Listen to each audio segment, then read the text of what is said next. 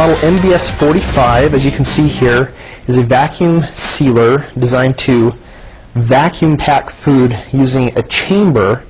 This machine has a clip here on the side that keeps the top cover down for easy storage. As soon as you unclip that, it's going to immediately raise the top. It has two gas pistons here which lift the top up, making it very easy to insert and take items out without having to worry about the cover.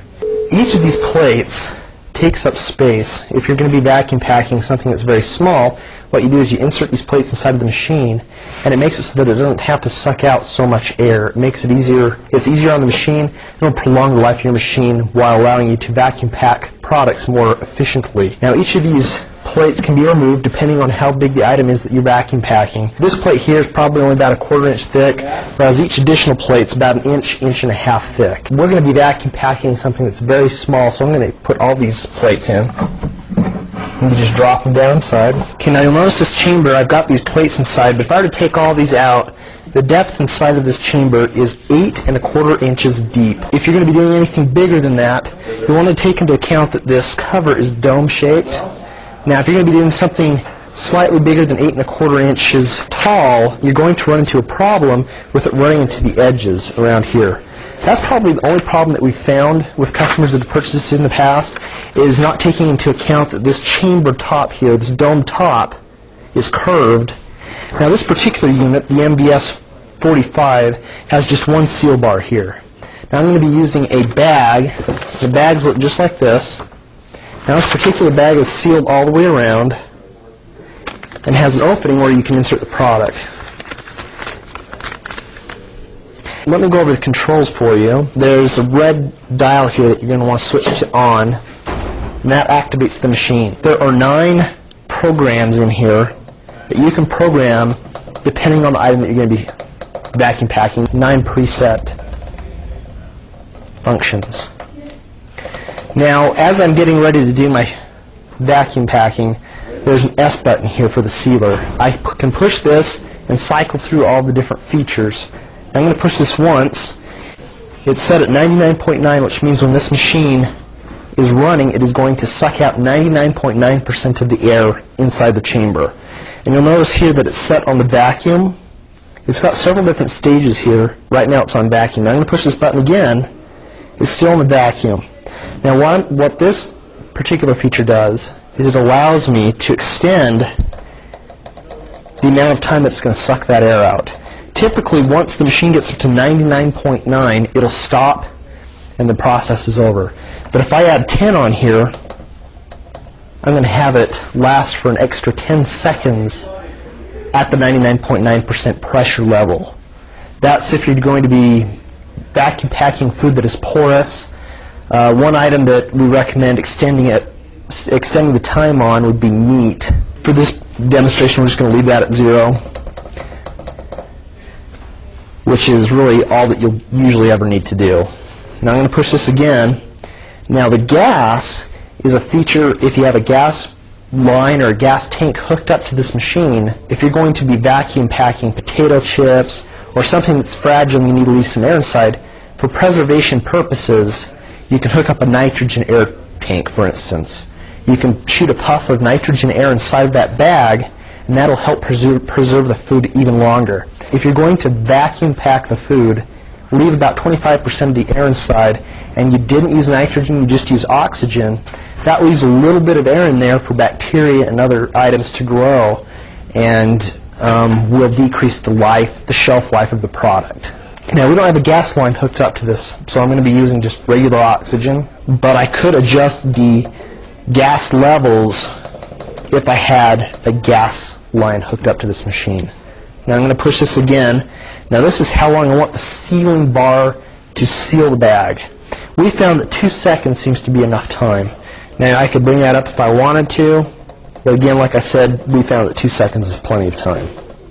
Now I can push this again, and it sets me back to the program 1. Now this level right here is the air return. We prefer to have this turned up all the way. Basically, this is how quickly, after the vacuum sealing's been done, that the air will return back to the chamber. If I have it turned up all the way, that means it's going to let the air in very quickly. Now, for some reason, I vacuum packing something, and having that air enter too quickly would crush it, damage it, I could actually turn that down, and that'll decrease the amount of time that the air is let back into that chamber. When you're vacuum packing your food, it's really just a matter of preference. You'll probably want to test a few different items, use a few different bags until you get just the right setting for the product that you're going to be vacuum packing. Now I'd like to show you the machine in action. I'm going to turn this all the way back to full air return.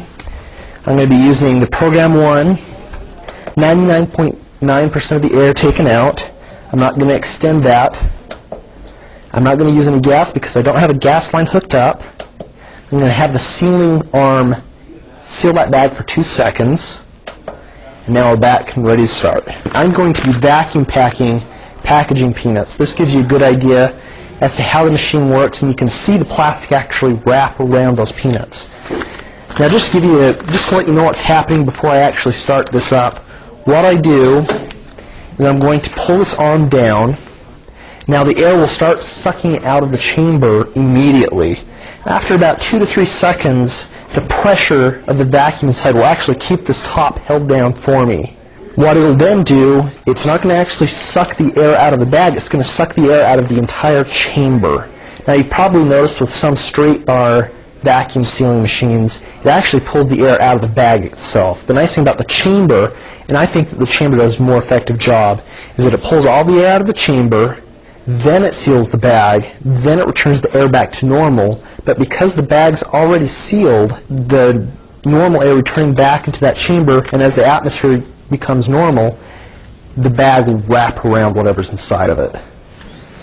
So I'm going to turn this back on.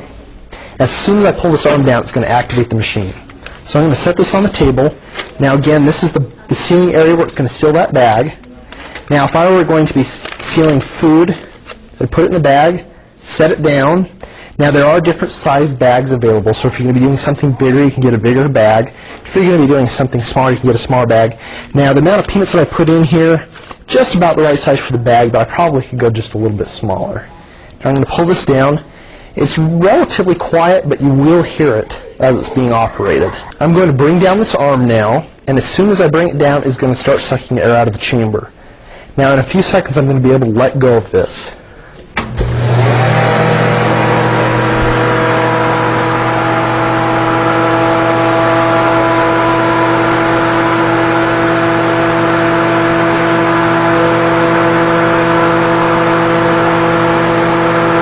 Now it's nearing up on 99.9% now.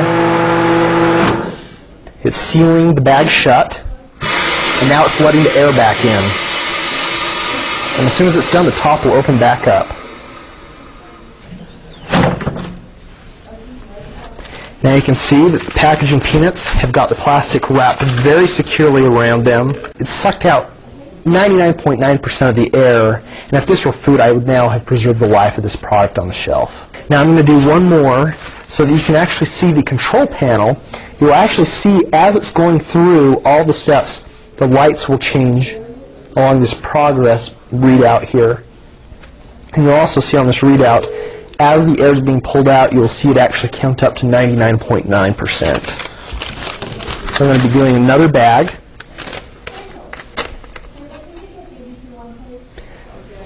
Okay, so I'm going to take this arm back down again. You're going to hear the machine activate.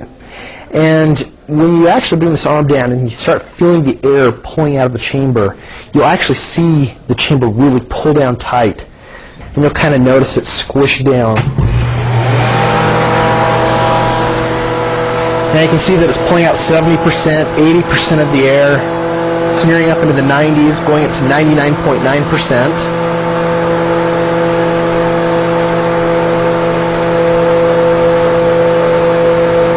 And now it's going to hit 99%. Now it's actually sealing the bag shut, 2 seconds.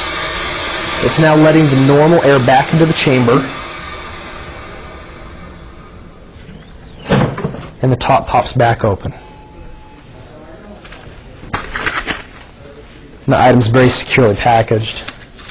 99.9% of that air has now been sucked out of that.